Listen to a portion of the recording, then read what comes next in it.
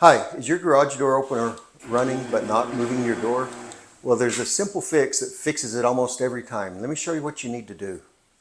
Right up here is a safety release. This probably got pulled accidentally and has disconnected your garage door from the carriage that opens and closes the door.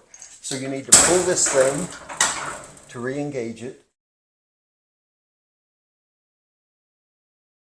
And then you need to open the door until this reconnects with the opener.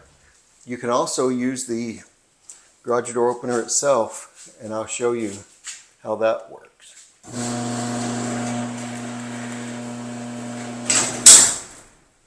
So now it's clicked back in and re-engaged, and now your garage door opener will work.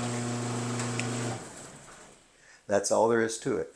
I hope this video has been helpful to you. Thanks for watching.